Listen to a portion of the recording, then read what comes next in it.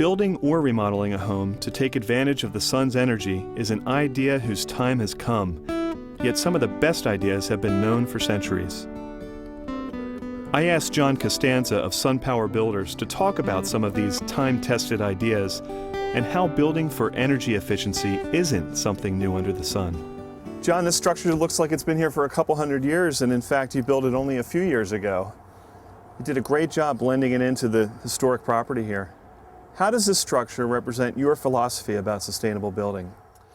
Well, for me personally, this is kind of a nice culmination of two trades in the construction business that I've been able to develop, and one is the historic restoration business as well as our energy efficiency business.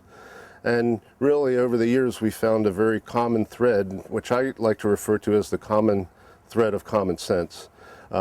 Building for resource efficiency, for energy efficiency and longevity are the foundation of construction like this. An important aspect of sustainability is energy conservation. What steps do you take when building or remodeling to maximize that goal? Well, it's a whole symbiotic process, again, not only in how the building gets constructed, but in the building process, dealing with our owners, starting with their wish list, keeping that in mind, their needs on the building, and then looking at the building site. The north side we want to keep sheltered from the winter winds, so we reduce the amount of windows on the north and the east sides, and we like to be able to build that part of the building into a hillside in what we would call earth bermed or earth sheltered.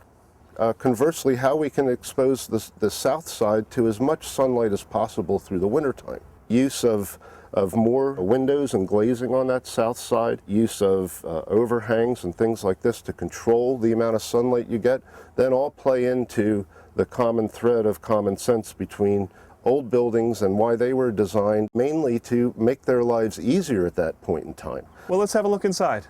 Come on, I'll show you around.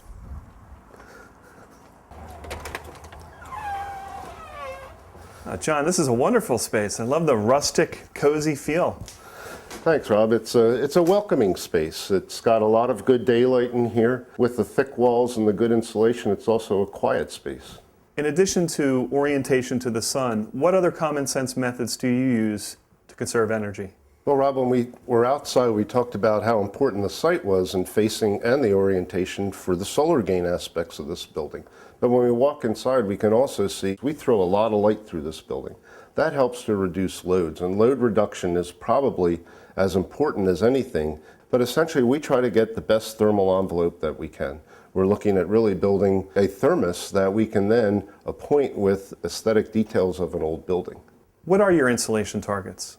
We consider optimal design to be at a minimum of an R10 under the slab, up to R20 if we can, R20 in the basement walls, an R40 in the rest of the exterior walls, and an R58 to 60 in the ceiling areas. How did you achieve that with these ground level walls? Our favorite method right now, and this is kind of an interesting building because we'll get to see two different methods in here, but I think our favorite method is the double frame walls, when we can then adjust the thickness of that wall as we want to accommodate whatever both aesthetic design and insulation levels we want. Usually we start with a spray foam, which will also give us air sealing, and then fill the rest of that cavity with a cellulose, which is usually a recycled newspaper content, and it's cheaper than the spray foams.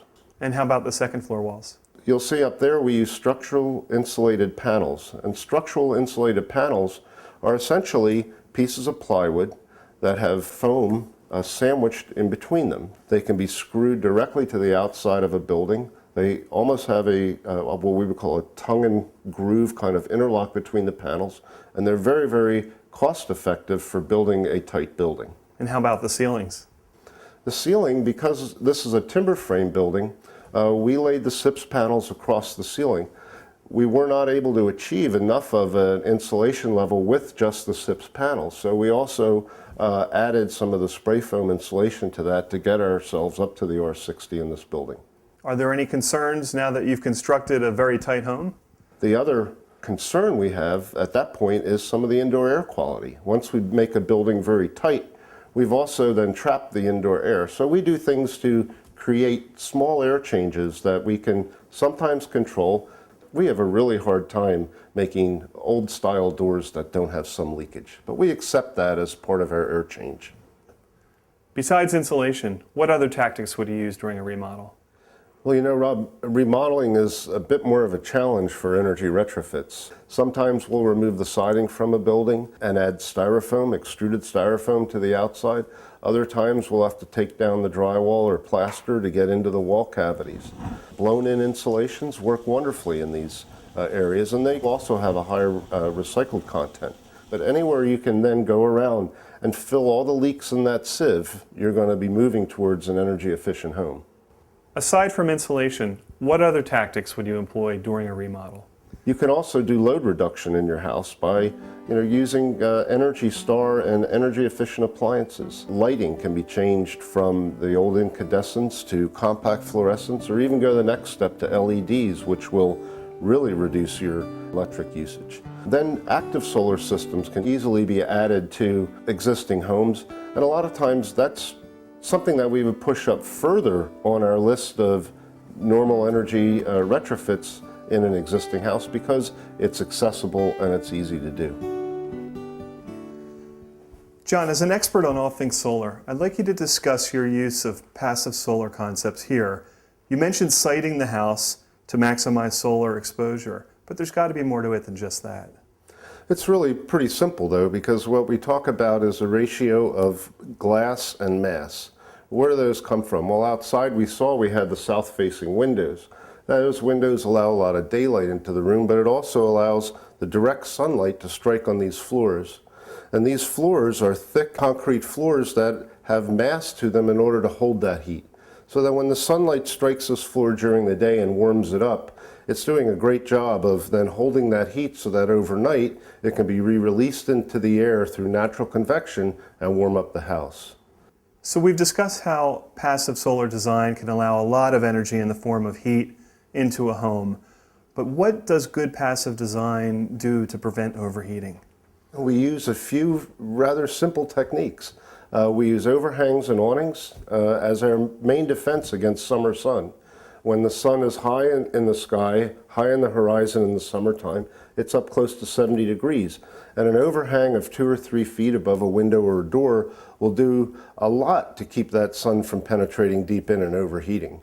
That same overhang, though, will allow winter sun to penetrate as the sun gets lower on the horizon, and it can get its sunlight deep into the building and be utilized as in our thermal mass. Well, passive solar sounds like a great idea for new construction. But how can we apply those principles to remodeling? Well, all the principles are going to be pretty much the same. Glass, mass, and overhangs for shading. It's just a little bit more difficult a process because you're working with an existing building that already says to you, here's what you have to work with. We might not have the ideal southern exposure. We might not have the ideal opportunity for mass. So we have to find the compromises that will give us the best product possible. Well, this is a beautiful cottage, John. It's the kind of project we have a lot of fun with, too.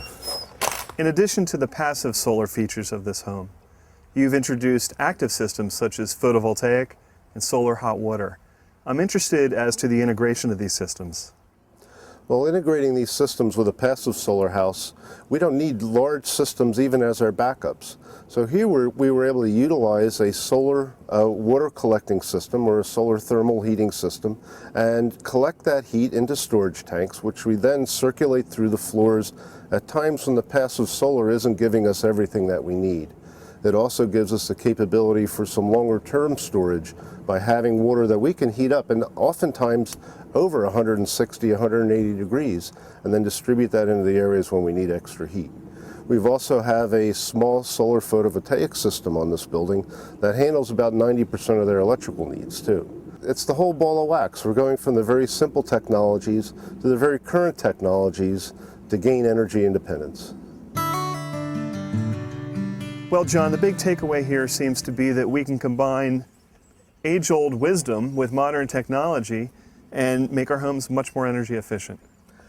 We can, Rob, and it doesn't take a radical change in lifestyle to do this. We've seen by walking through this building that once you walk inside the doors, this is a very normal house. There's a TV, there's all the computer stations, the kitchen, all the accoutrements of modern living.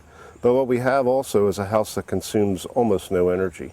In fact, it's an exporter of energy.